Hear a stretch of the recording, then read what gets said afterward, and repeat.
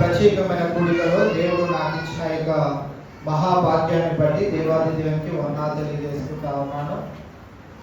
మరి మా అభిషేకము రోజున ప్రసంగం చేసిన దైవజనులు ఇమాన్యుయల్ చామరా గారు ఒక మాట అన్నారు. ఆ రోజు ప్రసంగం చేస్తూ ఒక మాట అన్నారు, బాబు నువ్వు వాక్యం సిద్ధపడాలి అంటే ఆదివారం కోసము శనివారం వరకు ఆగి కనుక నువ్వు సిద్ధపడచ్చులే అనుకున్నట్లయితే నీకు శనివారం ఏదో ఒక ప్రోగ్రాం పడుతుంది, శనివారం రోజు 2-3 చోట్ల తిరగాల్సి వస్తుంది, శనివారం రోజు నువ్వు ప్రిపేర్ అవ్వడానికి కూడా అవకాశం ఉండకపోవచ్చు, మళ్ళీ ఆదివారం నీ బిడ్డలకు నువ్వు వాక్యం అందచేయాలి కనుక మరి నువ్వు ఎప్పటి నుంచి ప్రిపేర్ అయి ఉంటే బాగుంటుంది అని నా వరకు నేను నీకు మరి పెద్దవాడిగా నేను ఏం సలహా ఇవ్వగలుగుతాను అని అంటే, ఆదివారం నువ్వు ప్రసంగము ముగించిన వెంటనే నువ్వు మళ్ళీ ఆదివారానికి ఆ రోజు నుంచి నువ్వు ప్రిపేర్ అవుతా ఉంటే నీకు మధ్యలో ఎలాంటి సంఘటనలు ఎలాంటి సందర్భాలు వచ్చినా కానీ నువ్వు ఆదివారానికి మెసేజ్ ప్రిపేర్ అయి ఉండగలుగుతావని ఆయన ఇచ్చిన సలహా. కొన్ని దినాలు నేను అంత బిజీగా దేవుడు మనల్ని ఏం ఉంచుతాడే, అంతగా వాడుకోలే మన సంఘస్థులు కూడా అని అనుకుంటా ఉన్నా. దేవుని మహాకృపను బట్టి మరి దేవుడు మరి ఎక్కడా కూడా వచ్చే నెల నుండి అయితే ప్రతి ఆదివారం సాయంకాలం ఒక కూడిక ఉంటా ఉన్నది. శుక్రవారము మరి మర్యాద తల్లి గారు పెట్టుకున్నారు, శనివారము సాంశీరావు గారు పెట్టుకున్నారు. సో ఇంకా మిగిలిన ఆదివారము ఆ రోజు సాయంకాలం ఎవరొకరి గృహంలో కూడికలు జరుగుతూనే ఉన్నాయి. మరి దేవుడు మరి వాడుకుంటున్న విధానాన్ని బట్టి నేను ఎంతగానో దేవుని స్తుతిస్తా ఉన్నాను. ఈ యొక్క ఉపవాస ప్రార్థనలో కూడా ఎవరో ఒకరు వచ్చి చెప్పేస్తే మరి మనకంత ప్రయాస మనకంత శ్రమ ఉండదు అనుకొని భావించే నాకు దేవుడు మరి 8 నెలలు ముందుకు జరిపించేసి 9వ నెలల మట్టుకు నాకు పరీక్ష పెట్టినట్లుగానే ఈరోజు శనివారం రోజు మరి ఏదేమైనప్పటికీ రేపటి వాక్యము మరి ప్రిపేర్ అవ్వడం జరిగి ఉన్నది. అయినప్పటికీ మరి నిన్నటి దినాన ఒక దైవజనులు అడిగినప్పుడు వారి సమయాన్ని అడ్జస్ట్ చేసుకొని మన దగ్గరకు వస్తానన్నారు, కానీ వారు కూడా రాలేకపోయారు. ఏదేమైనప్పటికీ దేవుడిచ్చిన మహాకృపకై మరి చక్కని వాక్యాలు మనము 8 నెలలు వింటూ వస్తా ఉన్నాం ఈ ఉపవాస ప్రార్థనలో. నేను కూడా అనుకున్నాను మరి అంత పెద్ద దైవజనులు వచ్చి వారు చక్కగా వివరిస్తా ఉన్నారు. ఈరోజేమో అనేక సంఖ్యలో మరి బిడ్డలు కూడా దేవుని మందిరానికి రావచ్చు అనుకున్న విధంగానే మీరందరూ వచ్చి ఉన్నారు. ఏదేమైనప్పటికీ దేవుని మాట ఎవరు పలికినా అది దేవుని మాటే కనుక అది మన జీవితాల్లో నెరవేర్చవలసిన లేకపోతే చేయవలసిన కార్యము చేస్తుంది కనుక ఇది నా దేవుడు నాకు ఇచ్చిన యొక్క మహాభాగ్యాన్ని బట్టి దేవాది దేవునికి మరి ఒకసారి వందనాలు తెలియజేసుకుంటా ఉన్నా. ఇది మరి నేను ఎంచుకున్న అంశాన్ని కనుక మనం గమనించినట్లయితే 2 ప్రాముఖ్యమైన విషయాలను నేను తెలియజేయాలని ఆశపడతా ఉన్నా. 2 ప్రాముఖ్యమైన విషయాలలో ఒకటి ఉపవాస ప్రార్థన మన జీవితాలలో ఏం చేయాలి అని అంటే మనకు లేనటువంటి బలాన్ని సమకూర్చాలి.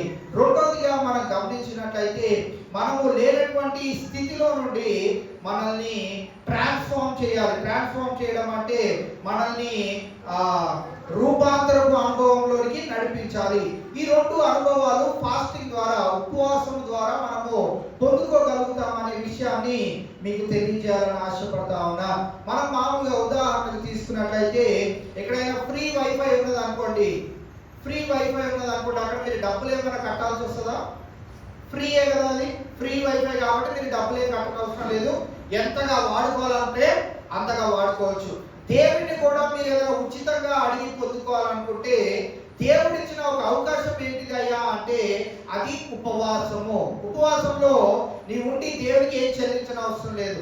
ఉపవాసంలో ఉండి నువ్వు దేవుడిని ఏ కోరిక కోరవచ్చును. ఇది మనం గమనించినట్లయితే రాజు అయినటువంటి దావీదు ఎన్ని ఉన్నప్పటికీ ఆయన దగ్గర ధనధాన్యాలు అన్ని ఉన్నప్పటికీ ఆయన ఉపవాసముతో దేవుని దగ్గరికి రావడం మనం చూస్తా ఉన్నాం.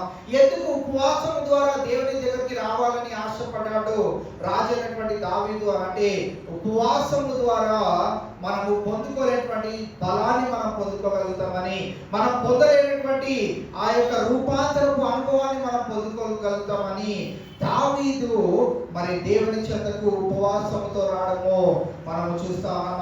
అలాగే మనం అనేక భక్తులను కూడా మనము చూడగలుగుతాం.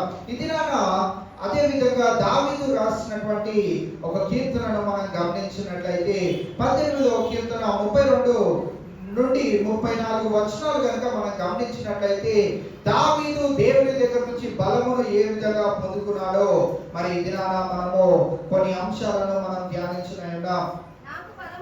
నాకు బలము ధరింపచేయువాడు ఆయనే, నన్ను యథార్థ మార్గమున నడిపించువాడు ఆయనే. ఆయన నా కాలు జింక కాలవలే చేయించున్నాడు. ఎత్తైన స్థలముల మీద నన్ను నిలుపుచున్నాడు.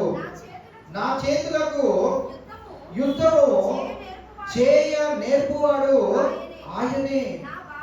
నా బాహువులు ఇత్తడి విల్లును ఎక్కుపెట్టును. ఇక్కడ మనం గమనించగలిగినట్లయితే దావీదు భక్తుడు సెలవిస్తా ఉన్నాడు. ఏమని సెలవిస్తా ఉన్నాడు అంటే, రాజు బలమును పొందుకున్నటువంటి సైన్యమును కలిగినటువంటి రాజు అంటా ఉన్నాడు, నాకు బలము ధరింప చేయువాడు ఆయనే, నన్ను యథార్థ మార్గమున నడిపించువాడు ఆయనే. దినాన మనము బలమున్నదని మనకు మరి ఇంకొకటి ఉందని కాదు, కానీ ఈ ఉపవాస ప్రార్థన యొక్క ముఖ్య ఉద్దేశం ఏంటిది అంటే, మనము నిరంతరము బలహీనులుగానే ఈ లోకంలో జీవించవలసిన వారమై ఉంటా ఉన్నాం.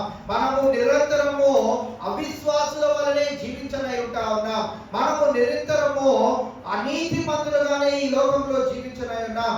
ఎందుకు అలా జీవిస్తామండి? మేము అలా జీవించము అని అంటే, నేను ఛాలెంజ్ చేసి చెప్తున్నాను, మీకు ఒక రోజు ఇస్తాను, నేను నీతిమంతునిగా, నేను యథార్థవంతునిగా, ఏ దేవుని యొక్క సహాయం లేకుండా నేను జీవించగలుగుతానన్న వారు ఒక్కరు కూడా ఉండరు. ఎందుకు ఉండము అని అంటే, ఈ లోకాధిపతి మనల్ని అలాగా నివసించనీయడు. అందుకే ఈ లోకానికి దేవుడు మరి ఏ పేరు పెట్టాడు అని అంటే, సాతాను యొక్క అధికారములో పాపముతో నిండుకొని ఉన్న లోకము. అందుకే దేవుడున్న లోకానికి దేవుడు పేరు పెట్టింది ఏంటి అని అంటే, అది పరలోకము, పరిశుద్ధమైన లోకము. అక్కడ నీవు ఏమీ చేయనవసరం లేదు, నీవు నిరంతరము ఉపవాసము చేయనవసరం లేదు, నీవు ఆయన దగ్గర భోజనం అవసరం లేదు, నీవు విజ్ఞాపన చేయనవసరం లేదు.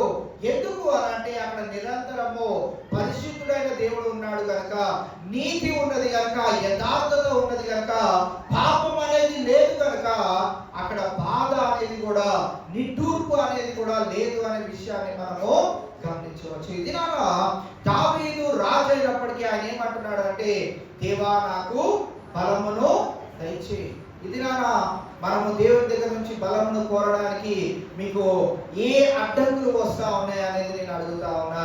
ఈ దినాన మనము దేవుని దగ్గర నుంచి బలమును సంపాదించుకోవడానికి నాకు ఎందుకులే బలం అనుకుంటున్నామేమో, కానీ ఈ దినాన ప్రతి ఒక్కరూ ఈ లోకంలో క్రైస్తవులుగా జీవిస్తున్న వేళ మనము ఖచ్చితంగా బలమును సంపాదించుకుంటూ మన జీవితాన్ని కొనసాగించవలసింది. అందుకే ఈరోజు ఈ యొక్క ఉపవాస ప్రార్థన క్రైస్తవులుగా మనం పెట్టుకున్నప్పుడు అది ఉపవాసముగా ఉండకుండా అది ఆత్మీయ ఉపవాసముగా దాన్ని మార్చుకోవాలి.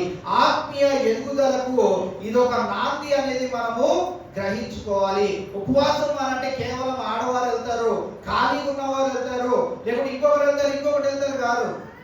ఇది మన క్రిస్మస్ పండుగ ఎంత ముఖ్యమైనదో, లేకపోతే ఈస్టర్ పండుగ మనకి ఎంత ముఖ్యమైనదో అంత ప్రాముఖ్యత కలిగింది ఈ ఉపవాస ప్రార్థన కూడా. ఇవాళ ఈ యొక్క ఉపవాస ప్రార్థన కేవలం ఒక్కరికి సంబంధించింది కానే కాదు. ఇది కుటుంబాల అవసరత నిమిత్తమై పెట్టుకున్న ప్రార్థన. క్రిస్మస్ పండుగ రోజు మనం తయారయ్యి దేవుని మందిరానికి వచ్చి ఆరాధన ముగించుకొని గిఫ్ట్లు ఇస్తే గిఫ్ట్లు తీసుకొని, కేక్ ఇస్తే కేక్ తీసుకొని మళ్ళీ తిరిగి మన ఇంటికి వెళ్ళి సందడిలో సంబరాలు చేసుకుంటా ఉంటాం. ఈ ఉపవాస ప్రార్థన అలాంటిది కానీ కాదు. నువ్వు వచ్చిన వెంబడి నుంచి నిన్ను పాటల్లో దేవుడు నిన్ను మరి నడిపిస్తా ఉంటాడు, ప్రార్థనలో నిన్ను నడిపిస్తా ఉంటాడు, దేవుని యొక్క వాక్యంలో నిన్ను నడిపిస్తా ఉంటాడు. తిరిగి నేను వెలుచున్నప్పుడు నీరసించిన నిన్ను దేవుడు గొప్ప బలముతో నిన్ను నింపి పంపించున్నాడు. ఉపవాస ప్రార్థనలో ఉన్న గొప్ప అంతరార్థాన్ని మనం తెలుసుకొని మన జీవితాలను ముందుకు కొనసాగించాలని నేను భావిస్తా ఉన్నాను. నాకు బలము ధరింప చేయువాడు ఆయనే, నన్ను యథార్థ మార్గమున నడిపించువాడు ఆయనే. ఈ దినాన మనము మన బలమును, మన శక్తిని, నాకు ఆరోగ్యం ఉంది కదా అనుకుంటే ఆరోగ్యం ఈరోజు ఉంటుందో లేదో తెలియని రోజుల్లో ఉంటా ఉన్నాం. మనము విజయవాడ గురించి చాలా ఆలోచన చేస్తా ఉన్నాం. ఒక్కరు స్వార్థపరులు మరి అంత నాశనానికి చేకూర్చారు. మీ అందరికీ తెలుసో లేదో, ఒక్కరు బ్రతికుండాలి అని, ఒక్కరు నా ఇల్లు కాపాడుకోవాలని ఆశ కలిగి మరి వేలాది మందిని మరి పాడు చేసినట్లుగా మనం చూస్తా ఉన్నాం. ఈ దినాన ఈ లోకం ఎటువంటిది అని అంటే, నీవు బాగుపడతా ఉంటే చూసి ఆనందించే లోకము కానే కాదు. ఈ దినాన మనము గమనించాలి, దేవుని యొక్క మహాకృప ఏంటిది అని అంటే, వరద రాక మానదు, తుఫాన్లు రాక మానవు. దేవుని ఉగ్రత ఎలా ఉంటది అని అంటే, ఆయన ఏం చెప్పాడు అనంటే, నేను ఉన్న మాటన వస్తాను అని అన్నాడు, నేను దొంగ వలె వస్తాను అని అన్నాడు. ఈ ఉపవాస ప్రార్థన జరుగుతున్నప్పుడు ఆయన రాకడ ఉందనుకోండి, కొంతమంది ఇక్కడే ఉంటాం, కొంతమంది ఆయనతో పాటు ఎత్తబడిపోతాం. అది జరగబోయే ఆయన గొప్ప రాకడకు సూచనలుగా ఉంటా ఉన్నాయి. ఆయన ఈ ప్రకృతి వైపరీత్యం వల్ల తెలియజేసేది ఏంటి అంటే, ఆయన ఉగ్రత దీనికంటే 100% ఎక్కువగా ఉండనే ఉన్నది. ఆయన మాట విని ఆయనకి లోబడి ఆయన పరలోక రాజ్యపు వారసులంగా మనం మార్చబడగలిగినట్లయితే, ఆయన కుమారుడైన యేసుక్రీస్తు ప్రభువారు ఈ లోకానికి వచ్చి ఆయన మనందరినీ పరలోకానికి చేర్చడానికి ఒక మార్గదర్శిగా ఉన్నాడని మనం ఎప్పుడైతే తెలుసుకోగలుగుతామో, బలము ఆయన దగ్గరే ఉందని మనం ఎప్పుడైతే గ్రహించగలుగుతామో, మనము ఈ వరదల్లో కావచ్చు, ఈ తుఫాన్లో కావచ్చు, కొట్టుకుపోవచ్చు, చనిపోవచ్చు, లేకపోతే బతికే ఉండొచ్చు, ఉన్నదంతా కోల్పోవచ్చు, ఏమైనా అయిపోవచ్చు. కానీ మనం ఒకవేళ ఆయన విశ్వాస ప్రయాణంలో, లేకపోతే ఆయన దగ్గర ఉన్న బలమును సంపాదించుకోకుండా, మన జీవితాలను రూపాంతరపు అనుభవంలోనికి మార్చుకోకుండా, మనకి నచ్చిన రీతిగా జీవించాలని కనుక ఆశపడినట్లయితే, మనం ఈ వరదలో బ్రతికి ఉన్న వరదలో మనకి ఏమీ కాకపోయినా ఆయన పరలోక రాజ్యంలో మనం ఏమీ పొందుకోలేము. ఆయన పరలోక ద్వారపు మరి లోనికి మనం వెళ్ళే ప్రవేశమును మనము పొందుకోలేము. ఈ దినాన ఈ లోకము నేను తెలియజేస్తున్నాను కదా, ఈ లోకము ఖచ్చితంగా ఎదుగుతున్న మనల్ని త్రొక్కివేయాలనే ప్రయత్నం చేసే లోకంలో, పాడు పాపముతో నిండుకొని ఉన్న లోకంలో మనము జీవిస్తా ఉన్నాం. కావున నీకు నాకు భద్రత ఎవరు? నీకు నాకు క్షేమాన్ని కలుగు చేసేది ఎవరు? నీకు నాకు బలహీనమైన పరిస్థితుల్లో బలాన్ని చేకూర్చేది ఎవరు అని అంటే, భక్తుడు ఇక్కడ తెలియజేస్తా ఉన్నాడు, తన అనుభవపూర్వకంగా తెలియజేస్తా ఉన్నాడు. రాజు అయినటువంటి దావీదు తెలియజేస్తా ఉన్నాడు. ఏమని తెలియజేస్తా ఉన్నాడు అంటే, నాకు బలము ధరింపజేయువాడు ఆయనే. నాకు సైన్యం ఉన్నది, ఆ సైన్యాన్ని కాదు ఇక్కడ తెలియజేస్తుంది, నాకు బలం ఉన్నది అని కాదు ఇక్కడ దావీదు భక్తుడు తెలియజేస్తుంది, నాకు బలము ధరింపచేయువాడు. ఈ దినాన బలహీనమైన పరిస్థితుల్లో వచ్చి ఉండవచ్చు, నా ప్రార్థన ఆలకించట్లేదు అని మనము దేవుని దగ్గర గోజాడడానికి వచ్చి ఉండవచ్చు. ఈ దినాన మన పరిస్థితులు ఎలాంటివైనా కానీ నీకు నాకు బలమును చేకూర్చవలసింది ఎవరు అని అంటే, దేవాది దేవుడు. ఆయన మనకు ఆశ్రయ దుర్గముగా, ఆయన మన విమోచకుడుగా ఉండి ఆయన మన జీవితాలను ముందుకు కొనసాగిస్తేనే కానీ మనం ఒక అడుగు కూడా ముందుకు వేయలేము అనే విషయాన్ని ఆత్మీయ ఉపవాస ప్రార్థనలో ఉన్న మనమందరం తెలుసుకోవాల్సిన ఒక అర్థము, లేకపోతే ఒక మరి అంశముగా నేను తెలియచేయాలనుకుంటున్నాను. హెబ్రీయులకు రాసిన పత్రిక 11వ అధ్యాయము 32 నుంచి 34 వచనాలు కూడా మనం అక్కడ గమనించినట్లయితే, అక్కడ విశ్వాసమును గురించి తెలియజేస్తూ కొంతమంది అంశాలను అక్కడ మనం చూస్తూ ఉంటాం. పైన 32వ వచనంలో మనం కొంతమంది పేర్లను కూడా మనం అక్కడ చూస్తా ఉన్నాం. ఇక్కడ ఏమి ఇక్కడ ఏమి చెప్పుదును? గిద్యోను, బారాకు, సంసోను, యొఫ్తా, దావీదు, సమూయేలును వారిని గూర్చి ప్రవర్తనను గూర్చి వివరించుటకు సమయము చాలదు. వారు విశ్వాసము ద్వారా రాజ్యములను చేయించిరి, నీతి కార్యములను జరిగించిరి, వాగ్దానములను పొందిరి, సింహముల నోలను మూసిరి, అగ్ని బలమును చలాచిరి, ఖడ్గదారులను తప్పించుకొనిరి, బలహీనులుగా ఉండి బలపరచబడిరి, యుద్ధములో పరాక్రమశాలులైరి, అన్యుల సేనలను పారదోలిరి. ఈ యొక్క అంశాలన్నింటినీ మనం గమనించగలిగినట్లయితే ఇక్కడ ఒక్కొక్క అంశంలో తెలియజేస్తూ పౌలు భక్తుడు అంటా ఉన్నాడు, ఇకను ఏమి చెప్పుదును, ఎవరి గురించి చెప్పాలి, ఎవరి విశ్వాసం గురించి చెప్పాలి, ఎవరి భక్తి గురించి చెప్పాలి, ఎవరి గురించి నేను తెలియజేయాలి మీ ఎదుట అంటే ఇక్కడ అంటా ఉన్నాడు కదా. మనం ఇక్కడ గమనించినట్లయితే నేను ఎవరి గురించి చెప్పాలి అని అక్కడ కొన్ని అంశాలను మనం చూస్తా ఉన్నాం. 33వ వచనంలో వారు విశ్వాసము ద్వారా రాజ్యములను జయించిరి. ఇక్కడ మనం గమనించినట్లయితే దావీదు భక్తుడు తన గురించి ఇక్కడ తెలియజేయడం మనం చూస్తా ఉన్నాం. లేకుంటే మనము ఇంకా చూసినట్లయితే సింహముల నోళ్లను మూసిరి. ఎవరు మూసారండి సింహముల నోళ్లను? దానియేలు సింహపు నోళ్లను మూసాడు. ఎలా మూసాడు అని అంటే ఆ సింహాలంట ఆ సమయంలో ఎలా ఉన్నాయంట, ఆ బోనులో వేసినప్పుడు చాలా ఆకలితో ఉన్నాయంట. ఆకలితో ఉన్న సింహాలకు మరి దానియేలును ఆ రాజు ఆహారంగా ఇచ్చినప్పుడు దానియేలు విశ్వాసంతో ఏం చేశాడంటే అక్కడ ఉండి ప్రార్థన చేశాడు. ఎక్కడికి పరిగెడదామా, ఏ దిక్కున చూద్దామా, ఇక్కడ నుంచి బయటకి ఎలా పడదామా అని ప్రయత్నాలు చేయలేదు. మనము ఏ ప్రయత్నాలు చేస్తామంటే అలాంటి పరిస్థితుల్లో కనుక మనం ఒకవేళ ఉన్నట్లయితే, అలాంటి ప్రమాదకరమైన స్థితిలో నీవు నేను కనుక ఉన్నట్లయితే అమ్మ బాబోయ్ అని కేకలు వేయడం తప్పితే మనకి ఇంకో ఆలోచన రానే. దానియేలు గురించి బైబిల్లో ఎందుకు రాయబడి ఉన్నది అని అంటే ఆ సింహాల బోనలో ఆయనను వేసినప్పుడు ఆయన ఏం చేస్తా ఉన్నాడు అని అంటే విశ్వాసముతో ప్రార్థన చేస్తా ఉన్నాడు. విశ్వాసముతో ప్రార్థన చేసినప్పుడు, విశ్వాసముతో ప్రార్థన చేయడానికంటే ముందు దానియేలు గ్రంథాన్ని కనుక మీరు చదివినట్లయితే అనేక పర్యాయాలు దానియేలు మరి ఉపవాసముతో ఉండమని తనకు తానుగా మరి జనులకు తెలియజేస్తూ, రాజుకు తెలియజేస్తూ, తనకు తానుగా కూడా అనేక పర్యాయాలు ఉపవాసం ఉన్నట్లు దానియేలు గ్రంథంలో మనము చూస్తూ ఉంటాం.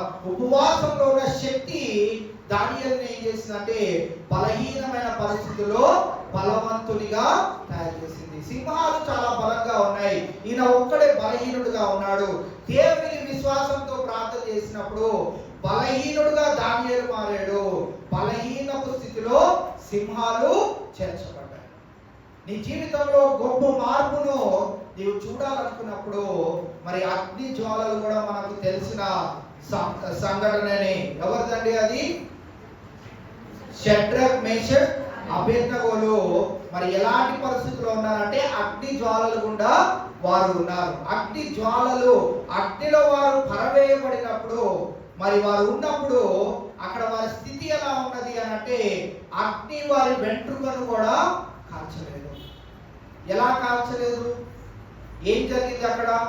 వారు విశ్వాసముతో ఉన్నారు కనుక, అన్యుడైనటువంటి రాజు చెప్పిన మాటలు వినలేదు కనుక వారు అగ్నిలో వేయబడినప్పటికీ వారితో పాటు ఇంకొకరు నివసించి వారిని కాపాడెను అనే మాటను మనం అక్కడ చూస్తూ ఉంటాం. కావున ఇవాళ మరి అగ్ని చాలా బలమైనది.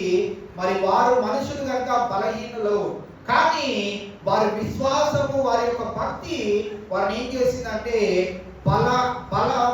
బలము కలిగిన అగ్నిని బలహీనముగా చేసి బలహీనులుగా ఉన్న ఈ వ్యక్తులను బలవంతులుగా మార్చివేసింది. ఇది నాన్న దేవుని దగ్గర ఏమున్నది? దేవుని దగ్గర నుంచి నేను ఎందుకు నేను ఆరాధన చేయాలి, లేకపోతే నేను భక్తిని చేయాలి, నేను ఎందుకు దేవుని మందిరానికి రావాలి, నేను ఎందుకు ఉపవాస ప్రార్థనలో పాల్పొందులు పొందాలి, నేను ఎందుకు మరి దేవునికి దగ్గరగా చేరాలి అనే అంశాలకు ప్రశ్నకు, ఇలాంటి ప్రశ్నలకు జవాబు ఏంటిది అంటే మనము బలహీనులము, ఆయన బలవంతుడు. ఆయన బలము నీవు కూడా పొందుకోవాలి అని అంటే ఆయన దగ్గరికి వెళ్తేనే, ఆయనని అడిగితేనే, ఆయన యొక్క విశ్వాసం ఉంచితేనే, ఆయనలో మనం మమేకమై మన జీవితాన్ని ముందు కొనసాగితేనే ఆయన బలమును మనము కూడా సంపాదించుకోగలుగుతాం. కావున ఇవాళ మనం గమనించినట్లయితే ఇక్కడ అనేక అంశాలను పౌలు భక్తుడు తెలియజేస్తూ, ప్రవక్తలైన వారు, దేవుని యందు భయభక్తులు కలిగిన వారు, వారందరూ విశ్వాసము ద్వారా దేవుని దగ్గర నుంచి గొప్ప బలమును పొందుకొని ఉన్నారు.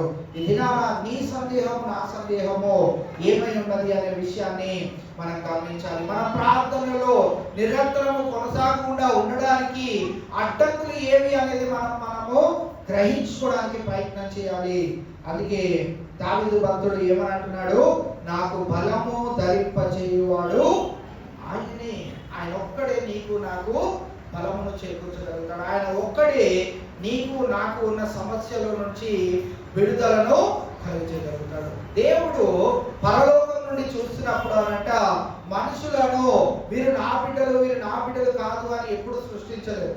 ఆదామును సృష్టించినప్పుడు దేవుడు ఏ మతమును కానీ ఏది పెట్టలేదు. ఇవన్నీ సృష్టించుకుంది ఎవరు అని అంటే వారి స్థితిగతులను చూపెట్టుకోవడానికి మనుషులే. ఈ కొంతమంది జాతి వారు ఇక్కడే ఉండాలి, కొంతమంది జాతి వారు భవనాల్లోనే ఉండాలి, కొంతమంది జాతి వారు ఉన్నతమైన స్థితిలోనే ఉండాలి అని వారి పరిస్థితులను బట్టి వారి ధన సమృద్ధిని బట్టి వారు ఏం చేశారు అని అంటే మనము ఇలాంటివి కలిగి ఉండాలి. అయితే మన దేవుడు ఈ రోజుకి కూడా ఆయన ఎలాగ మనల్ని చూస్తున్నాడు అంటే మనుషులుగానే మనల్ని చూస్తా ఉన్నాడు. అందరూ మనుషులు ఏం చేస్తే ఆయన మాట వింటాడు అని అంటే మనము ఆయన కుమారుడైనటువంటి యేసు క్రీస్తు ప్రభు వారి యందు విశ్వాసం ఉంచి ప్రార్థన చేస్తే ఆయన విని ఆలకించి మనకు జవాబు దయచేసేవాడిగా ఉంటా ఉన్నాడు. ఆయన మనల్ని క్రైస్తవులుగా మనల్ని చూడట్లేదు. ఎవరు ప్రార్థన చేసినా కానీ విశ్వాసముతో ప్రార్థన చేయాలి. నీకు నాకు లేని విశ్వాసము బయట రోడ్డు పైన తిరుగుతున్నా ఒక అవిశ్వాసికి, ఒక అన్యజనుడికి అయ్యా నువ్వు నిజమైన దేవుడు అంట కదా అని వాడు గృహంలో ఉండి ప్రార్థన చేస్తున్నప్పుడు దేవుడు వారి ప్రార్థనను ఆలకిస్తాడు. ఎందుకంటే వారిలో ఏమున్నది? విశ్వాసం ఉన్నది, వారిలో భక్తి ఉన్నది. మనలో ఎలా ఉన్నదంటే మనదే పరలోక రాజ్యము, మనమే దేవుని కుమార్తెలమన్న రీతిగా, మనకెందుకు దేవుడు చేయడం అన్న రీతిగా మనము ప్రార్థనలు కొన్నిసార్లు విడిచిపెడతా ఉన్నాం. మన భక్తిని కొన్నిసార్లు ఏం చేస్తా ఉన్నామంటే భక్తిహీనతగా మనము మార్చివేస్తా ఉన్నాం. ఈ రోజున మనం గమనించవలసింది ఏంటి అని అంటే బలము ఆయన దగ్గర ఉన్నది. బలము ధరింప చేయువాడు ఆయనే. ఆయన దగ్గరికి వెళ్తేనే, ఆయన నామములో ప్రార్థన చేస్తేనే మనకు స్వస్థత, విడుదల, ఆశ్చర్య కార్యాలు, అద్భుత కార్యాలు మనము చూసే ధన్యతను పొందుకుంటాం. 33-34 వచనాలు మనం గమనిస్తే ఆయన నా కాలు జింక కాలం వలె చేయుచున్నాడు. బలము ధరింపజేసిన దేవుడు మనకి ఎలాంటి శక్తిని ఇస్తాడంట? ఇక్కడ ఆయన నా కాలు జింక కాలం వలె చేయుచున్నాడు, ఎత్తైన స్థలముల మీద నన్ను నిలుపుచున్నాడు, నా చేతులకు యుద్ధము చేయి నేర్పువాడు ఆయనే, నా బాహువులు ఇత్తడి విల్లును ఎక్కుపెట్టును. ఇక్కడ మనం గమనించినట్లయితే ఎలాంటి బలమును నాకు ఇస్తాడు అని అంటే నేను పరుగులు పెట్టే బలాన్ని. జింక ఎలా పరిగెడుతుందండి? తన ప్రాణమును కాపాడుకోవడానికి ఎక్కడికి పడితే అక్కడికి పరిగెడుతూ ఉంటది. నిస్సహాయ స్థితిలో ఉన్న జింక, బలహీనమైన జింక ఎలా పరిగెడుతూ వెళ్తా ఉంటదంటే తన ప్రాణమును కాపాడుకొని పరుగులు పెడుతూ వెళ్ళినట్లుగా ఇక్కడ బలమును దేవుడు మనకి సమకూర్చినప్పుడు కొన్నిసార్లు మీరు గమనించినట్లయితే నేషనల్ జియోగ్రఫీ ఆ ఛానల్లో మనం గమనిస్తే కొన్నిసార్లు బలము కలిగిన జంతువులు బలహీనమైన జంతువులతో భయపడుతూ మనం చూస్తూ ఉంటాం. కొన్ని సందర్భాలు అలా కూడా కలుగుతూ ఉంటాయి. కుక్కలు కొన్నిసార్లు సింహాలను భయపెట్టగలుగుతాయి, జింకలు కొన్నిసార్లు సింహాలను భయపెట్టగలుగుతాయి, ఎద్దులు, దున్నపోతులు అవన్నీ కొన్నిసార్లు సింహాలను భయపెట్టగలుగుతాయి. ఎలాగా మార్పు కలుగుతూ ఉంటది అని అంటే ఇక్కడ గమనించినట్లయితే, ఈ వాక్యాన్ని బట్టి మనం గమనించినట్లయితే దేవుడు కొన్నిసార్లు బలహీనమైన వారిని బలవంతులుగా చేస్తూ బలవంతులైన వారిని బలహీనులుగా చేయడానికి గల కారణం ఏంటిది అని అంటే దేవుడు ఎప్పుడైతే మన ప్రార్థనలు ఆలకిస్తాడో ఆ మార్పు అనేది మన జీవితాల్లో మనం చూడటమే కాక మన ఎదుటి వారి యొక్క మరి జీవితాల్లో కూడా మన యొక్క మార్పును వారు చూడగలుగుతారనే విషయాన్ని, వీరు ఎప్పుడు ఇలానే ఉన్నారు అన్న రీతిగా కాకుండా దేవుడు మన జీవితాల్లో వీరు ఇలాగ మార్చబడ్డారు, వారి దేవుడిని నమ్ముకోవడం ద్వారా వారు బలహీనమైన పరిస్థితుల్లో నుంచి బలవంతులుగా మార్చబడ్డారనే సాక్ష్యము లోకము మన గురించి చెప్పే రీతిగా మన జీవితాలు కూడా దేవుడు మార్చినై ఉన్నాడు. అందుకే ఇక్కడ మనము చూసిన విధంగా మరి ఆయన కాళ్ళను జింక కాళ్ళ వలె చేయించున్నాడు, నాకు బలమును చేకూర్చునై ఉన్నాడు, ఆయన నా చేతులకు యుద్ధము చేయ నేర్పువాడు, నా బాహువులు ఇత్తడి విల్లును ఎక్కిపెట్టును. కావున ఇవాళ ఆయన అంత బలవంతుడై ఉంటూ ఉండగా, ఆయన అంత బలమును మనకు కూడా ఇవ్వనై ఉంటూ ఉండగా, మనము పొందుకోవాలంటే మనం ఏం చేయాలి? మనము తిరిగి అడగాలి. ఆకలి అయితే ఆ సామెత ఏంటండి? చెప్పండి అమ్మలు, ఏంటి ఆ సామెత మొత్తం చెప్పండి. ఏంటిది? అడగందే అమ్మైనా అన్నము పెట్టదు. మన దేవుడు అడగందే మన అవసరతలు కూడా తీర్చాలి. అమ్మ గురించి చెప్పారు అని కేవలం అమ్మ వరకే కాదు, మన దేవుడు కూడా అంతే. మన దేవుడు కూడా అడగందే మన అవసరత ఏదియో తీర్చడు. మనం బలహీనులుగా ఉన్నామని దేవుడికి తెలుసు. నా దేవుడికి తెలియదా నేను బలహీనంగా ఉన్నానని? నా దేవుడికి తెలియదా నాకు ఈ అవసరం ఉన్నదని? నా దేవుడికి తెలియదా నాకు ఈ ప్రాబ్లం ఉన్నదని? నా దేవుడికి తెలియదా అని మనం ప్రశ్న వేయడం కాదు. కానీ దేవుడు సమస్త పెరిగిన వాడు అయినప్పటికీ నీవు అడగందే ఎలాగైతే అమ్మ అన్నం పెట్టదో, నీ దేవుడిని కూడా నీవు అడగందే దేవుడు నీకు జవాబు. దేవుడు నీకు పరీక్ష పెట్టిన కొలది నీవు దేవుడికి దగ్గరగా రావాలి అని, దేవునికి మరి నీవు లోబడి ఉండాలని, ఆయననే నీవు ఆశ్రయ దుర్గముగా చేసుకోవాలని దేవుడు ఆశపడుచున్న వేళ నీవు ఆ రీతిగా మార్చబడినప్పుడు నీవు మరి ఆయన దగ్గర నుంచి గొప్ప కార్యములను నీ జీవితంలో చూడగలుగుతాం. అందుకే 144వ సంకీర్తన మొదటి వచనాన్ని మనం గమనించినట్లయితే, 144వ కీర్తన మొదటి వచనాన్ని మనం చదివితే, నాకు ఆశ్రయ దుర్గమగు యెహోవా సన్నదింపబడునుగాక, ఆయన నా చేతులకు యుద్ధమును నా ప్రేమకు పోరాటమును నేర్పువాడై ఉన్నాడు. ఈ కీర్తన కూడా ఎవరు రాస్తున్నారండి? దావీదు భక్తుడే రాస్తున్నాడు. ఏమని రాస్తున్నాడు? నాకు ఆశ్రయ దుర్గమగు యెహోవా. ఏం చేస్తాడంటే ఆయన ఆశ్రయ దుర్గంగా ఉండి నా చేతులకు యుద్ధమును నా ప్రేమకు పోరాటమును నేర్పువాడు నీవే. నీవే నా పరిస్థితి, నా ప్రతి ఛాలెంజెస్, నా ప్రతి ప్రాబ్లం, నా ప్రతి సమస్యలు, వాటన్నిటిలో నుంచి నన్ను బలపరచువాడు ఎవరు అని అంటే ఆయనే. ఎప్పుడు ఆయన చేస్తాడు అని అంటే ఇక్కడ రాయబడిన మాట ఏంటంటే, ఆయన నీవు ఆశ్రయ దుర్గముగా చేసుకున్నప్పుడు, ఆయనని నీవు హెల్ప్ లైన్ గా నీవు వాడుకున్నప్పుడు, ఆయనని నీవు మరి ఆయనని నువ్వు అడగాలి అని ఆశపడినప్పుడు, ఆయన మన జీవితాల్లో ఎలా ఉంటాడు అని అంటే ఆయన నెరవేర్చే దేవుడుగా ఉంటా ఉన్నాడు, ఫలమును సమకూర్చే దేవుడుగా ఉంటా ఉన్నాడు. కాబట్టి ఇవాళ మరి ఆయన మనకు ఉన్న ప్రతి ఒక్క పరిస్థితుల్లో మన దేవుడు ఎలా ఉంటాడో తెలుసా? మనతో పాటు మన ప్రక్కనే ఉంటాడు. మనకు ఆ పరిస్థితుల్లో ఎలా జయాన్ని పొందుకోవాలో నేర్పిస్తూ ఉంటాడు.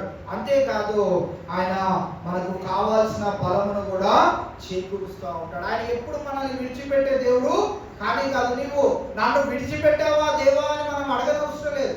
ఆయన ఎన్నడూ కూడా ఎవరిని కూడా విడిచి పెట్టడు. ఆయనను మనం అడిగితే ఆయన మనకు కావాల్సింది ఇచ్చే దేవుడుగా ఉంటా ఉన్నాడు.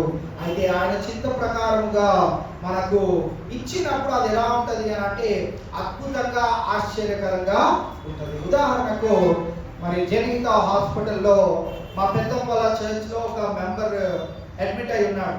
ఆయన రోజు ఆఫీస్కి ఆయనకు 1.5 years బ్యాక్ ఆయన స్టంట్ వేశారు, 2 స్టంట్లు వేశారు. తర్వాత ఆయన యథావిధిగా ఇంకో ఉద్యోగం ఎత్తుక్కొని ఆ ఉద్యోగానికి కూడా వెళ్తున్నాడు. 1.5 years నుంచి మంచిగా వెళ్తా ఉన్నాడు. ఆ కంపెనీలో మంచి పేరును కూడా సంపాదించుకున్నాడు. మరి అన్ని చేస్తున్న ఆయన మరి మొన్న సాటర్డే రోజున ఆయన ఆఫీస్కి వెళ్ళాడంట. ఎప్పుడు షూ వేసుకొని వెళ్ళేవాడు, చెప్పులు వేసుకొని వెళ్ళాడంట. చెప్పులు వేసుకొని వెళ్ళి కిందకు వద్దాము అని కిందకు వస్తా ఉంటే 2 మెట్లు దిగాడంట. మిగతా 10 మెట్లు జారుకుంటా కింద వరకు వచ్చేటప్పటికి ఈ నడుమంతా విరిగిపోయినంత పరిస్థితి అయిందంట. సో జనిత హాస్పిటల్ తీసుకొచ్చి అక్కడ అడ్మిట్ చేసినప్పుడు నిన్న వాళ్ళ భార్య చెప్తా ఉన్నది, వాళ్ళకి ప్రేయర్ చేయడానికి వెళ్ళినప్పుడు వాళ్ళ భార్య చెప్తా ఉన్నది, నేను 2,000 రూపాయలతో మా ఆయనకి ఏమైందా అని వచ్చానండి. జనిత హాస్పిటల్ డాక్టర్ నాకు 1,50,000 రూపాయలు మీరు రెడీ చేసుకుంటే కానీ ట్రీట్మెంట్ అవ్వదు, రూపాయి కూడా తగ్గదు అని మరి కరాఖండిగా చెప్పాడు. మా చేతులు ఎంత ఉన్నాయి? 2,000. ఆపరేషన్ ఖర్చు ఎంత? 1,50,000. ఎప్పుడు ఒక మాట అడుగుతా ఉండేవాడంట. ఆయనకి 2 కుమారులు, ఇద్దరిని అడుగుతా ఉండేవాడంట, అరే నేను ఈ బస్తీలో చాలా సంవత్సరాల నుంచి ఉన్నాను, నా పేరును మీరు ఎప్పుడు తీసివేసేటట్లుగా ఎలాంటి పనులు చేయకూడదు. పలానా ఇమాన్యుయల్ కొడుకులు ఇలా ఉన్నారు, పలానా ఇమాన్యుయల్ కొడుకులు ఇలా చేస్తున్నారనే మాట నాకు ఎప్పుడు తీసుకురాకుండా మీరు బ్రతికితే చాలరా అని అంటే, వాళ్ళ పెద్ద కుమారుడు చాలా మెత్తగా ఉంటాడు. వాళ్ళ చిన్న కుమారుడు అయితే జిమ్ ట్రైనర్ గా పనిచేస్తా ఉన్నాడు. అయితే వాళ్ళ కొడుకు ఎప్పుడు ఏం డాడీ అలా అంటున్నావు, ఎప్పుడు అట్లా చేయట్లే అది ఇది అని అంటూ ఆ మాటలు తీసేసినట్లుగా వెళ్ళిపోతా ఉండేవాడు అంట.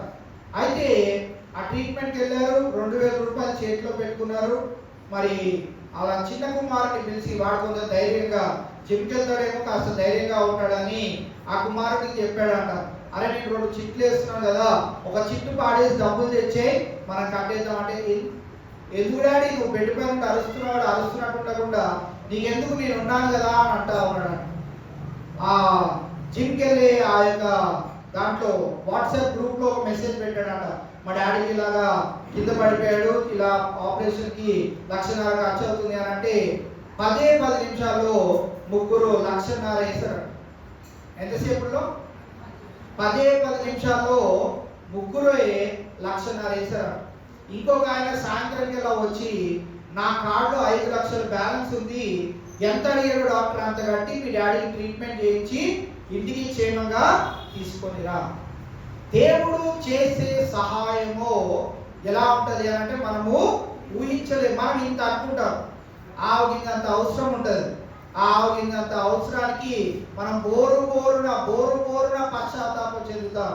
ఆయన అడగాల్సిన రీతిలో అడిగినప్పుడు ఆ ఆవగిందంత ప్రాబ్లంని దేవుడు అద్భుత రీతిగా, ఇంత చిన్న ప్రాబ్లంని, లేకుంటే మనకు అది చాలా పెద్ద సమస్యగా కనిపించవచ్చు, కానీ దేవుడు అనుకుంటా ఉంటాడు, ఇక నా బిడ్డలు ఒక్కసారి నన్ను అడిగితే ఆ ప్రాబ్లం నాకు ఎంత మాత్రంలో పెద్దది కానే కాదు కదా. నా బిడ్డలు ఇంతగా ప్రార్థన చేస్తున్నారు, ఇది పెద్ద సమస్యగా భావిస్తున్నారు. అయితే ఆ ప్రాబ్లం దేవుని దృష్టిలో ఎటువంటిదిగా ఉండవచ్చు? ఆవగింజంతగా ఉండవచ్చు. మనం అడగాల్సిన రీతిలో అడిగినప్పుడు, మనం విశ్వాసముతో అడిగినప్పుడు, మనం ఉపవాసముతో మనల్ని మనము తగ్గించుకొని దేవుడిని అడిగినప్పుడు దేవుడు సునాయాసంగా ఆ కార్యమును మన జీవితంలో చేస్తాడు. అప్పుడు మనం ఇచ్చే సాక్ష్యం ఏంటో తెలుసా?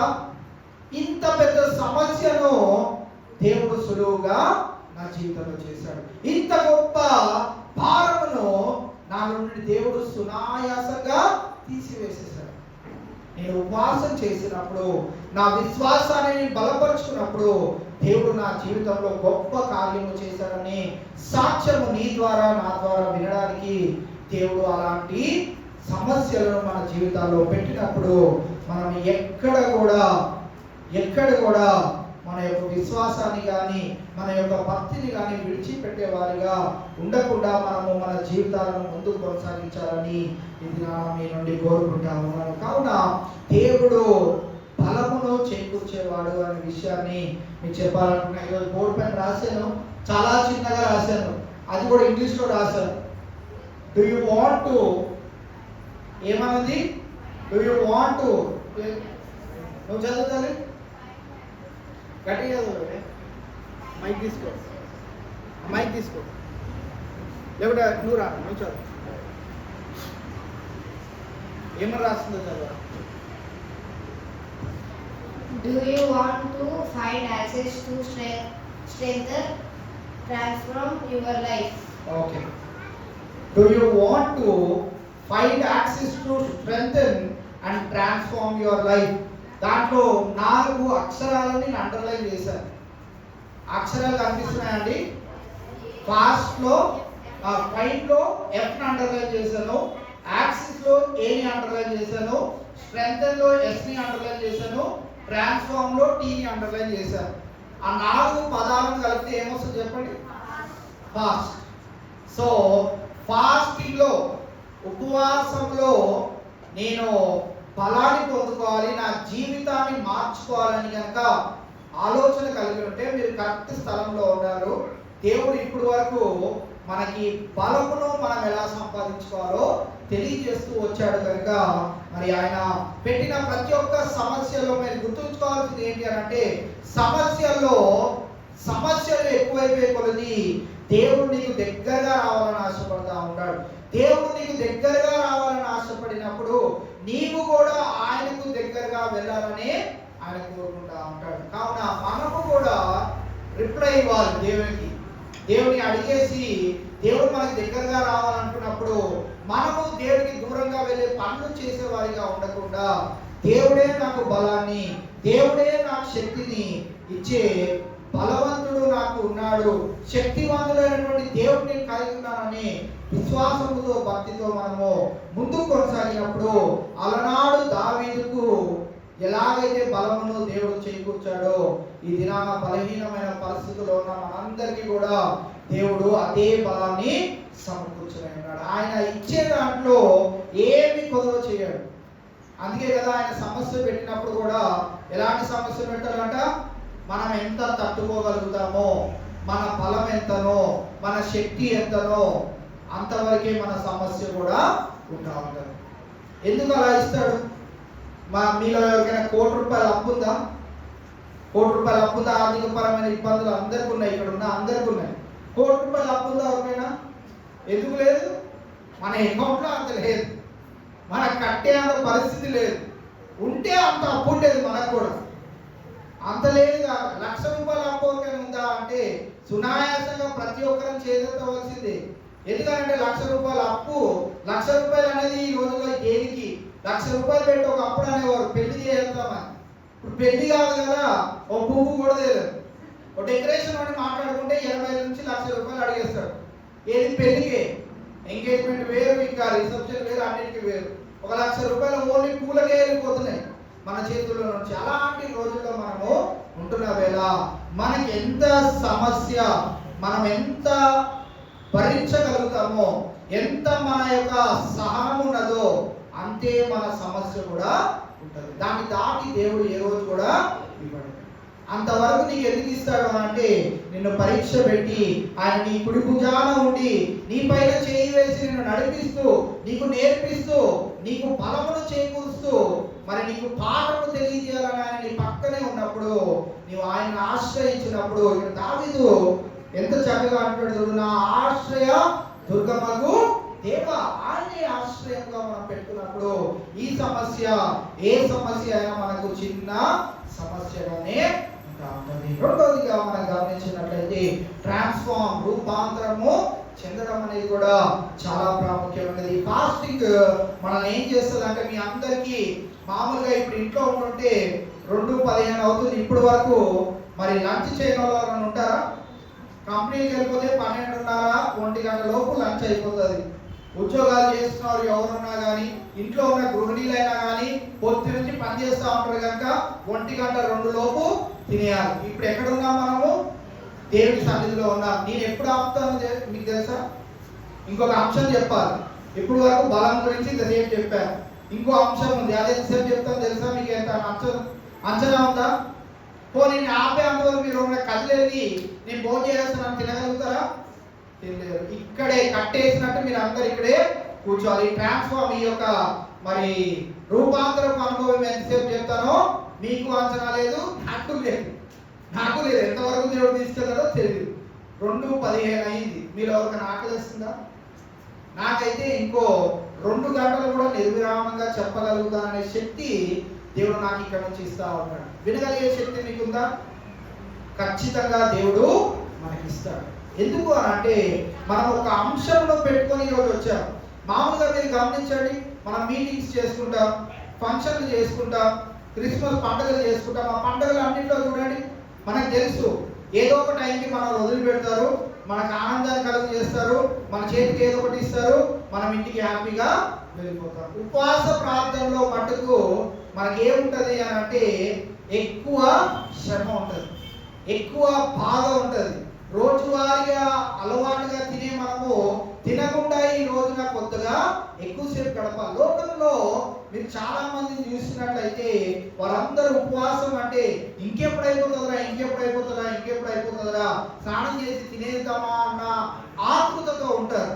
అయితే దేవుని భక్తులమైన మనము వాటన్నిటిని జయించి బలహీనులుగా ఆయన దగ్గరికి వచ్చి ఆయన బలమును పొందుకోవాలనుకున్నాం కనుక ఈరోజు ఖచ్చితంగా దేవుడు ఆయన బలము మనకు సమకూర్చి మనల్ని బలవంతులుగా పంపించనున్నాడు. విశ్వాసంతో మనము ఈ మాటను నమ్మవలసిందిగా మీకు తెలియజేస్తా ఉన్నా. ట్రాన్స్ఫార్మ్ ఫిలిప్పీయులకు రాసిన పత్రిక 3వ అధ్యాయము మనం గమనించినట్లయితే, ఫిలిప్పీయులకు రాసిన పత్రిక 3వ అధ్యాయము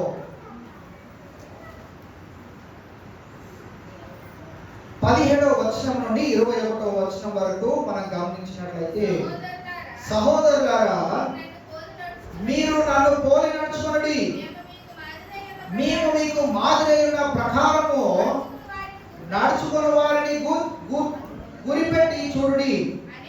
అనేకులు క్రీస్తు శిలువకు శత్రువులుగా నడుచుకొనుచున్నారు.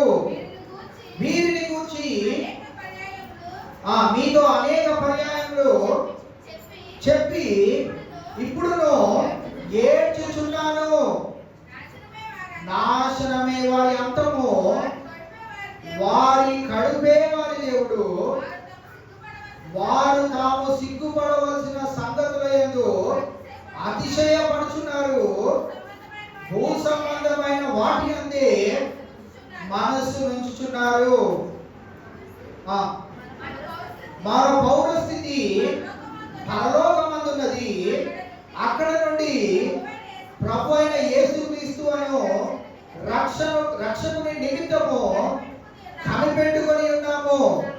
సమస్తమును తనకు లోపరుచుకొని జాలిన శక్తిని బట్టి ఆయన మన దీన శరీరమును తన మహిమ గల శరీరమునకు సమరూపము గలదానిగా మార్చును. ఇక్కడ మనము గమనించగలిగినట్లయితే ట్రాన్స్ఫార్మ్ లేకపోతే ట్రాన్స్ఫిగర్ అనే మాట ఇక్కడ తెలుగులో ఏమని రాయబడినది అంటే సమరూపము గలదానిగా మార్చును. సమరూపము గలదానిగా మార్చును. ఇప్పుడు మనము దీన శరీరముతో ఆకలితో అల్లాడిపోతున్న మనము ఆయన దీన శరీరమైన మనల్ని మనం చేస్తున్న ఈ యొక్క భక్తిని బట్టి ఈ దీన శరీరమును ఆయన ఎలాగ మార్చాలనుకుంటున్నాడంట? ఈ దీన శరీరమును ఆయన మహిమ గల శరీరముగా రూపాంతరము ట్రాన్స్ఫార్మ్ చేయడానికి దేవుడు మనకి దినాన ఈ యొక్క ఆత్మీయ ఉపవాస ప్రార్థన సహాయము చేకూర్చేదిగా ఉండాలి అన్నది. కావున ఈ దినాన ఇక్కడ పౌలు భక్తుడు తెలియజేస్తా ఉన్నాడు కదా, 17వ వచనం నుండి 21వ వచనం వరకు అక్కడ మనం చూసినట్లయితే అనేకులు 18వ వచనంలో మనం చూస్తే అనేకులు క్రీస్తు శిలువకు శత్రువులుగా, అంటే దానికి ఒక మాటగా చెప్పాలి అంటే భక్తిహీనతలో ఉన్న వారి గురించి ఇక్కడ రాయబడతా ఉన్నారు. ఉపవాస ప్రార్థన ఈరోజు ఉందని తెలుసు,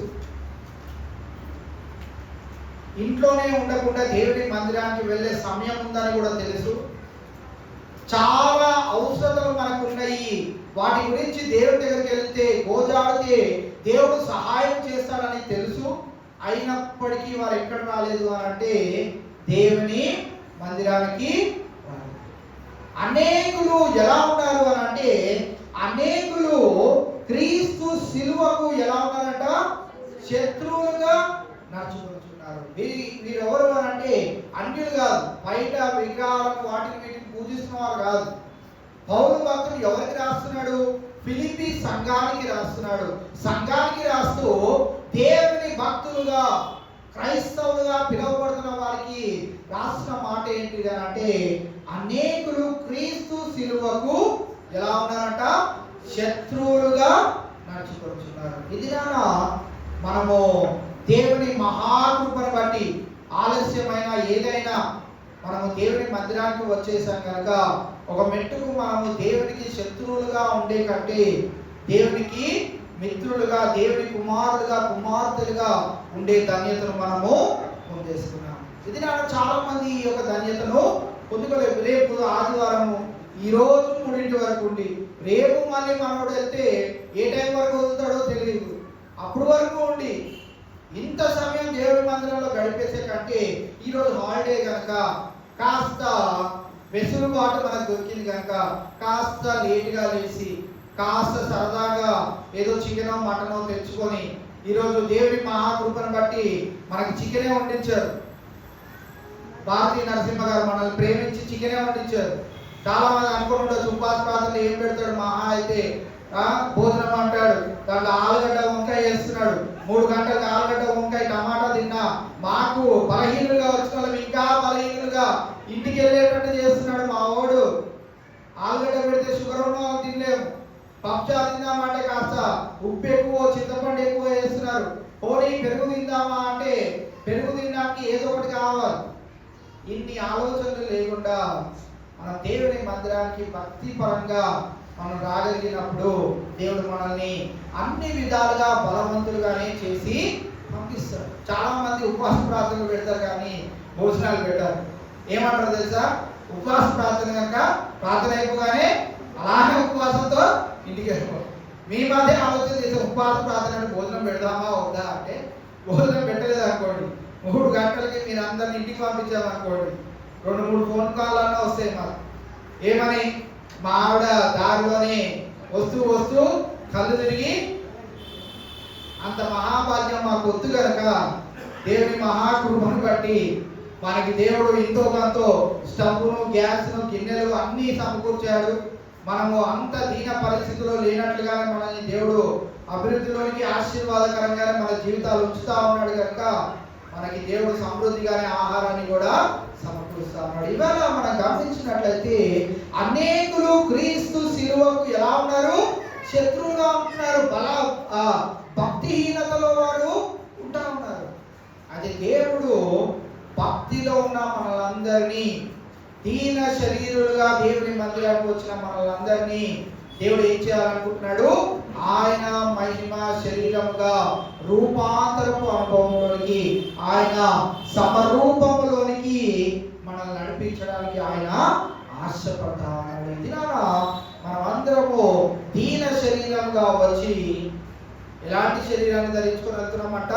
మహిమ గల శరీరాన్ని ధరించుకొని వెళ్తా ఉన్నాం. బలహీనులుగా మనం దేవుని మందిరానికి వచ్చి ఎలాగ మనం తిరిగి వెళ్తున్నామంట? బలవంతులుగా మనము వెళ్తున్నామంట. మన పరిస్థితులు లోకంలో ఉన్న వారి కంటే దరిద్రమైన పరిస్థితిగా ఉండి ఉండవచ్చు. అడిగింది ఎలా మనం పొందుకోకుండా ఉండి ఉండవచ్చు.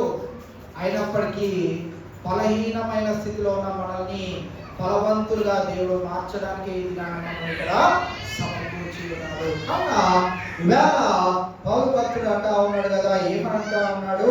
అనేకులు క్రీస్తు శిలువకు శత్రువులుగా నడుచుకుంటున్నారు. వారి పనులనే చేసుకుంటా ఉన్నారు. ఎప్పుడు మరి దేవుని మందిరానికి వెళ్తే ఎప్పుడు పెడతారో ఏంటో ఏం తెలియదు. అలా ప్రార్థన చేస్తా ఉంటే బోర్ కొడతా ఉంటది. ఒక ఉత్సాహం ఉండదు, ఒక ఆనందం ఉండదు, పాట ఉండదు, ఏముండదు. అందరూ నిరసించిన ముఖాలతోనే ఉంటారు అని చాలా మంది అనేకులు క్రీస్తుకు శత్రువులుగా నడుచుకుంటున్నారు. అందుకే యేసుక్రీస్తు ప్రభువారు మీరు ఉపవాసము చేసినప్పుడు ఎలా చేయాలి అన్నాడు? ఆ పరిచయం చేస్తున్నారు. ఎలా చేస్తున్నారు? వాళ్ళు ముఖం అంతా దిగాలుగా పెట్టుకొని బాధలన్నీ వారికే ఉన్నట్టు, శ్రమలన్నీ వారికే ఉన్నట్టు, అప్పులు బాధలన్నీ వారికే ఉన్నట్టు వారు ఎలా పెట్టుకొని వస్తున్నారంట? దిగాలుగా అన్నీ కోల్పోయిన వాళ్ళుగా వాళ్ళు ఉపవాసం చేస్తున్నారు. అయితే మీరు ఉపవాసం ఎలా చేయాలంట? మీరు తలకి నూనె రాసుకొని మీ ముఖము కడుక్కొని మీరు ఉపవాసము చేయుడి అనే మాటను మనం చూస్తా ఉన్నాం. రోజున మరి మనము తల అంటుకొని వస్తా ఉన్నాం, తలకు నూనె రాసుకొని రావట్లేదు. ఆ రోజుల్లో పరిస్థితి అలా ఉన్నది. ఆ రోజుల్లో మొహం కడుక్కొని రావడము వరకు సరిపెట్టుకొని ఉన్నారు. ఈ రోజున మన దేవుని మందిరానికి వస్తున్నప్పుడు మన బాహ్యపు శరీరాన్ని కూడా శుభ్రపరచుకొని మన దేవుని మందిరానికి రావాల్సిన వారమై ఉంటా ఉన్నాం. నూనె రాసుకొని దిగాలుగా రానవసరం లేదు. నువ్వు చక్కగా శుభ్రంగా ప్రతి ఆదివారం పరిశుద్ధ దినాన్ని ఎలాగైతే నువ్వు దేవుని మందిరానికి వస్తున్నావో అలానే నువ్వు సంతోషంగా ఆనందంగా నేను ఉపవాస ప్రార్థనకు వెళ్తున్నానండి అని నువ్వు అందరికీ చెప్పుకొని నువ్వు దేవుని మందిరానికి రావచ్చు. అని ఉపవాస ప్రార్థన అండి. ఎప్పుడు భోజనం పెడతారో కూడా తెలియదు, ఎంత పెడతారో కూడా తెలియదు, ఏం పెడతారో కూడా తెలియదు. బాధతో రానవసరం లేదు. నీ ఇంటి వారికి నువ్వు బాధతో ఏముంది లేరా, నీకు డాడీ చికెన్ తెచ్చి పెట్టాడు, వండి పెడుతున్నాను, నాకు అక్కడ ఏముంటుందో ఏమో 3 గంటలు తిన అవసరం లేదు, అవసరం లేదు. దేవుడు మనకి బలాన్ని సమకూర్చడానికే ఉపవాస ప్రార్థనలు పెడతాం. ఈ ఉపవాస ప్రార్థనలో మనం పొందుకునేది ఏంటి అని అంటే ఎప్పుడూ లేనటువంటి శక్తిని, ఎప్పుడూ మనము మరి అనుభవించినటువంటి బలాన్ని దేవుడు మనకి కలుగు చేసే ఆ యొక్క స్థితిలోనికి మనము రానయ్యున్నాం. అందుకే ఇక్కడ మనం గమనించినట్లయితే అనేకులైతే క్రీస్తు శిలువకు శత్రువులుగా ఉంటా ఉన్నారు. వారి పతనం గురించి కూడా మనం చూసినట్లయితే ఎంత దారుణంగా ఉన్నదో చూడండి. 19వ వచనంలో నాశనమే వారి అంతము, వారి కడుపే వారి దేవుడు. 3 గంటలు పెడతారని చాలా మంది వచ్చి ఉండకపోవచ్చు. ఎందుకంటే 1 గంటకి తినే అలవాటు ఉన్నవాళ్ళు, 1 గంటకి తిని టాబ్లెట్ వేసుకునే అలవాటు ఉన్నవాళ్ళు వారి కడుపే వారి దేవుడు. అది ఇప్పుడు తినకపోతే నీ కళ్ళు తిరిగి పడిపోతానేమో, నాకు బలమంతా పోతుందేమో, నేను మళ్ళీ తిరిగి నా ఇంటికి సక్రమంగా వెళ్ళలేనేమో, లేనిపోని అనారోగ్యాలు లేటుగా తినడం వల్ల తెచ్చుకుంటానేమో, ఎన్ని ఆలోచనలు కలిగి వారు దేవుని మందిరాన్ని, దేవుని ప్రసన్నలను, బలమును, శక్తిని దయచేసే దేవునిది వదిలిపెట్టి క్రీస్తుకు, ఆయన సిలువకు శత్రువులుగా మారిపోతా ఉన్నారు. వారు తాము సిగ్గుపడవలసిన సంగతుల యందు అతిశయ పడుతున్నారు. కొంతమందిని అడుగుతా ఉండొచ్చు మనం, ఎందుకంటే ఉపవాస ప్రార్థన రాలేదు, చాలా బాగా జరిగిందండి అంటే ఏమొస్తామండి పాపం, ఎలాగో మీకు సమస్యలు తీరట్లేదు, నాకు సమస్యలు తీరట్లేదు, మేము 1 గంటకి తినేసి ప్రార్థన చేస్తున్నామండి, ఎలాగో ఉపవాస ప్రార్థన అన్నారు కదా అని 1 గంటకి తినేసి యథావిధిగా ఇంట్లో నుండి ప్రార్థన చేస్తున్నామండి, లేకపోతే మాకు ఇంకో పని ఉందండి ఇంకోటి చేస్తున్నామండి, అది చేస్తున్నాం. ఇక్కడ మనం గమనించినట్లయితే దేవుని మందిరానికి ఎందుకు రావలేదు అంటే ఆ మాటకి జవాబు ఇవ్వకుండా వారు అతిశయం దేని గురించి చూపెట్టుకున్నారంటే మేము కూడా ఇంట్లో ఉండి ప్రార్థన చేస్తాం. మన అందరికి ఇల్లు లేవా? మన అందరం ఇంట్లో ఉండి ప్రార్థన చేసుకుంటారంటే ఒప్పుకోని వారు ఉన్నారా? నలుగురం కూడి ప్రార్థన చేసుకుంటామంటే భర్త వద్దంటాడా, భార్య వద్దంటారా, పిల్లలు వద్దంటారా? ఎందుకు దేవుని మందిరానికి రావాలి మనం? ఎందుకు దేవుని మందిరంలోనే మనం గడపాలి? ఎందుకు దేవుని సన్నిధికే వచ్చి మనం ప్రార్థన చేయాలి?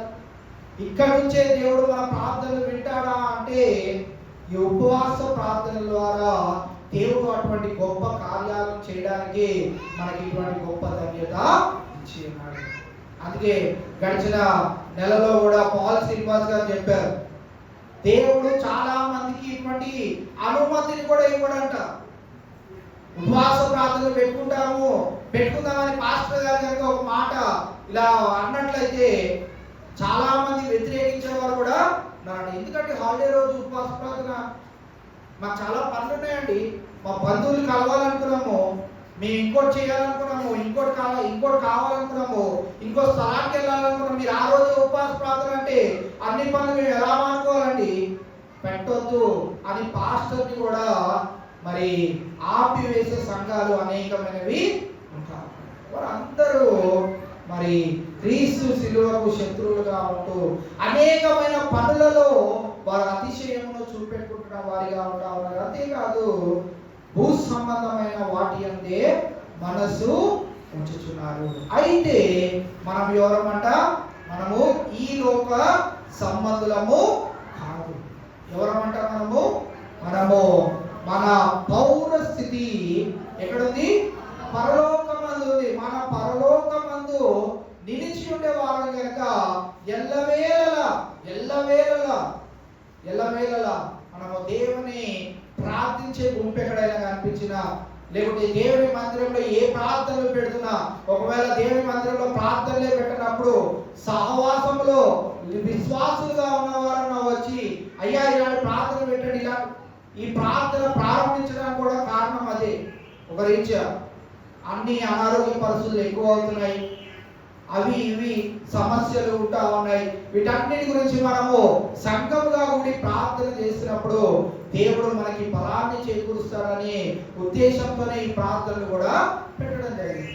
అది హాలిడే రోజు పెడితే మీరందరూ రావడానికి కూడా బాగుంటుందనే ఉద్దేశంతోనే ఇది నిర్ణయించబడింది. కావున మన పౌర స్థితి పరలోకమందున్నది. అక్కడి నుండి ప్రభు అయిన యేసుక్రీస్తు అను రక్షకుని నిమిత్తము కనిపెట్టుకొని ఉన్నాము. సమస్తమును తనకు లోపరుచుకున్న జాలిన శక్తిని బట్టి ఆయన మన దీన శరీరమును తన మహిమ గల శరీరమునకు సమరూపము గలదానిగా మార్చును. కావున ఈవేళ మనము దేవుని మందిరానికి వచ్చిన వేళ మనము నిస్సహాయమైన పరిస్థితుల్లో మనం దేవుని మందిరానికి వచ్చి ఉండొచ్చు. మన అవసరాల నుంచి దేవుడు జయాన్ని ఇస్తాడని ఆశతో దేవుని మందిరానికి వచ్చి ఉండొచ్చు.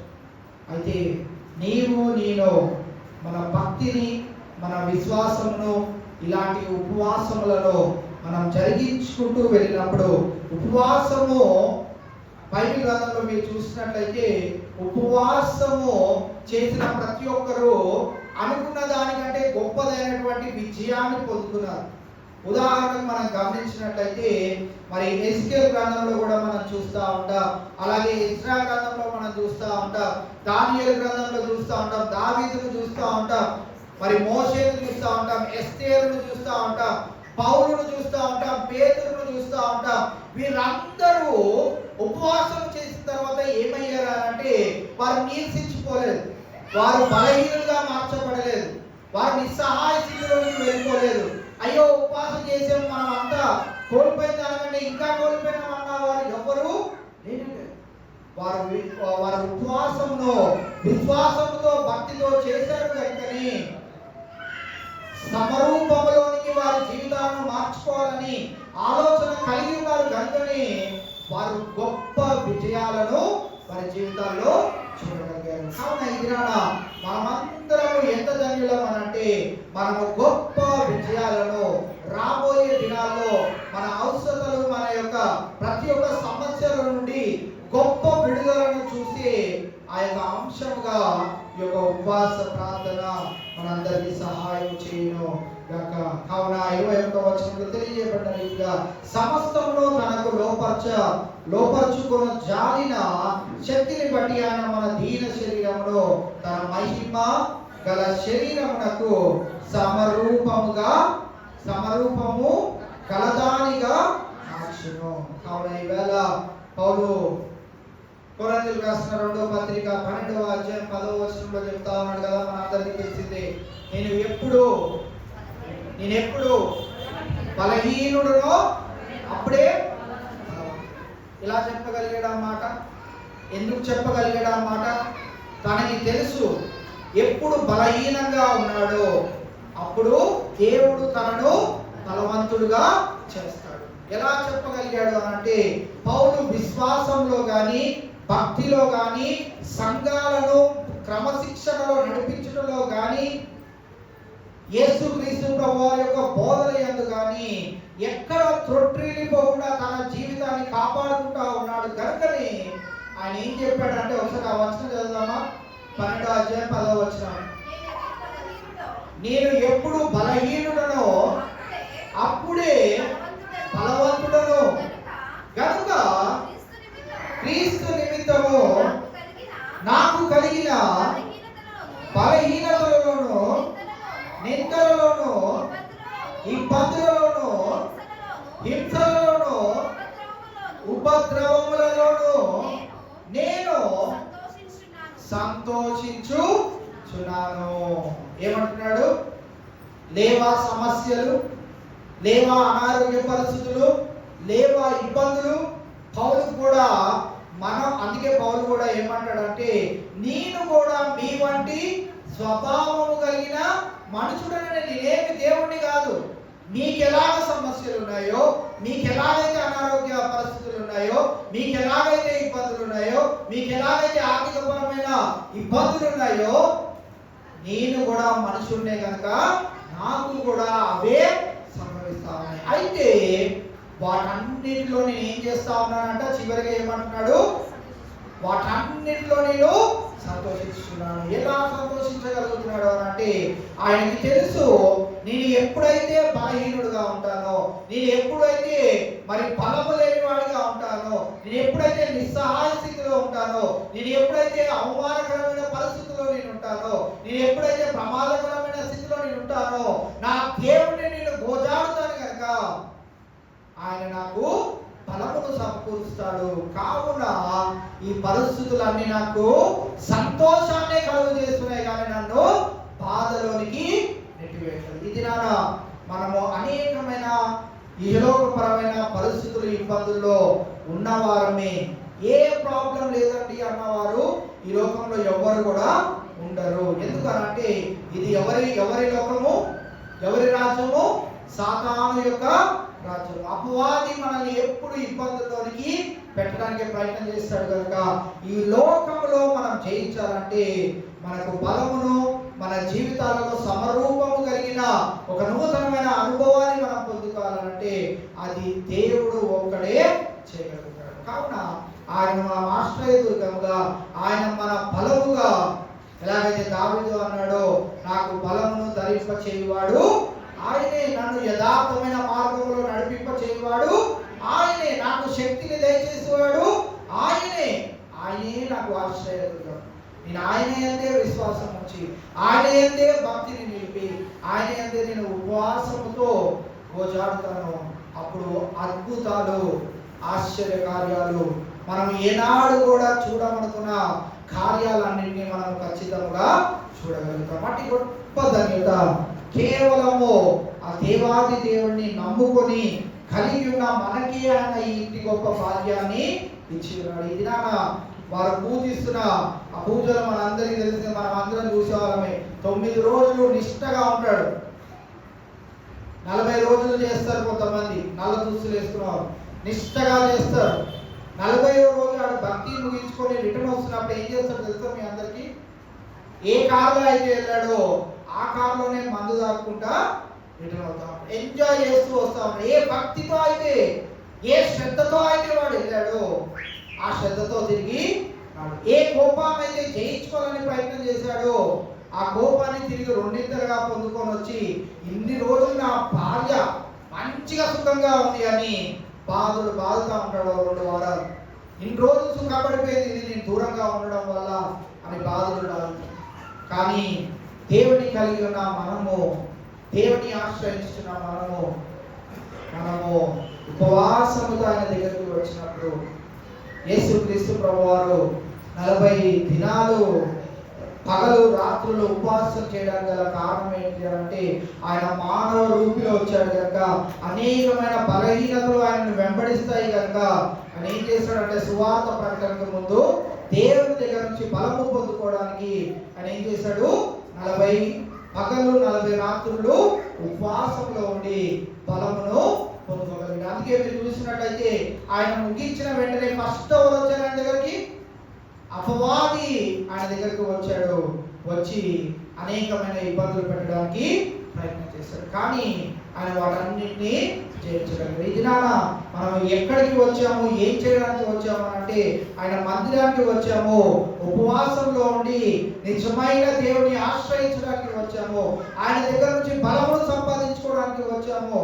కావున మనము వెళ్ళిన తర్వాత మళ్ళీ తిరిగి మన యథావిధి జీవితాన్ని, అయ్యో నా సమస్యలు ఎవరు తెలుస్తారు, నా ఇబ్బందుల్లో నుంచి నాకు జయాన్ని ఎవరు ఇస్తారు, నా ప్రాబ్లమ్స్ నుంచి నాకు విడుదల, ఈ పరిష్కారం ఎవరు చెప్తారు అన్న రీతిగా అపనమ్మకము, అవిశ్వాసమును మన దరికి చేరనివ్వకుండా నేను ఉపవాస ప్రార్థనలో సమయాన్ని గడిపాను కనుక దేవుడు ఖచ్చితంగా నా యొక్క సమస్యల నుండి సంపూర్తి విడుదల కలిగిస్తారు. అట్టి విశ్వాసంలో, అట్టి నిరీక్షణలో మనమందరము మన జీవితాలను ముందుకు కొనసాగించాలని ఈ నా మాటలు ముగిస్తా ఉన్నాను. దేవుడి కొద్ది మాటలు మనందరికీ భద్రపరచుగాక.